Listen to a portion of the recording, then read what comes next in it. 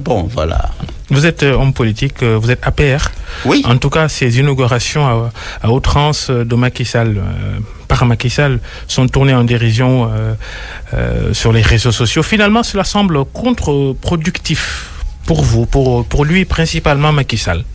Mais vous savez, on est dans la sphère de la communication. Les gens font beaucoup d'erreurs.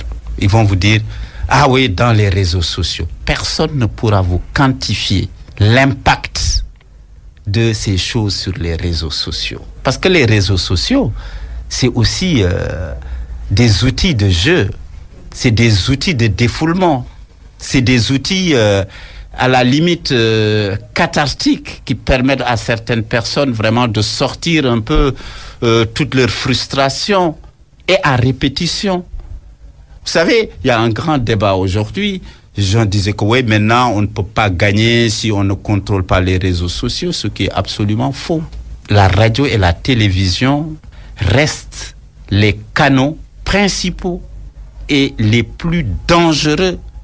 Fox News aux États-Unis, la BBC en France, les matinales des radios qui font des radios filmées, repris par les réseaux sociaux. Les tweets, par exemple, de Trump. Mais si une télé ne relaie pas un tweet de Trump, c'est pas toi, Babacar Fall, vous voyez, si tu veux, c'est pas vous, Babacar Fall, qui commenterez ce tweet. Donc, il faut que ça passe par ces médias dits classiques, qui ne sont pas des médias classiques, mais les premiers médias qui évoluent et qui travaillent à des convergences. Vous minimisez l'impact des réseaux sociaux sur les influences de l'opinion, sur l'opinion? Totalement, je les minimise et vous verrez bientôt des études très pointues sur ces questions-là. Et vous verrez que les réseaux sociaux ne peuvent pas influencer le vote.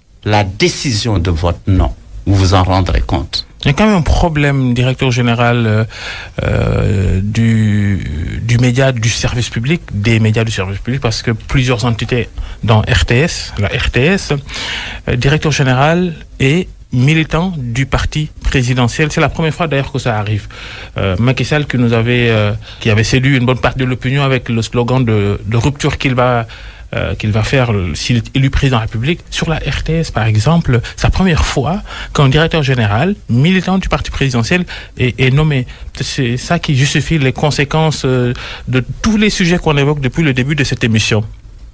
Moi, je vois pas vraiment l'incidence ou l'impact de mon appartenance politique sur vraiment les programmes. Ça, vous pouvez interroger les journalistes, vous pouvez aussi regarder les programmes. Est-ce qu'ils sont teintés politiques? Je trouve que ceux qui le disent ne regardent pas la RTS. Si vous regardez Dieg Akaram, il n'y a pas de couleur politique. Vous regardez Takusan, il n'y a pas de couleur politique. Vous écoutez l'émission d'Enkumpa, il n'y a pas de couleur politique. Vous écoutez Point de vue, il n'y a pas de couleur politique. Point de vue, c'est pour les ministres et les directeurs généraux de sociétés nationales. C'est tant mieux qu'ils font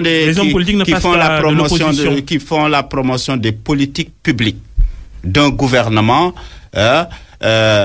formé par un président élu par tous les Sénégalais. Parce que nous avons ce devoir-là. Donc, faites l'analyse de contenu de toutes ces émissions et dites-moi quelle est l'émission qui est teintée politique.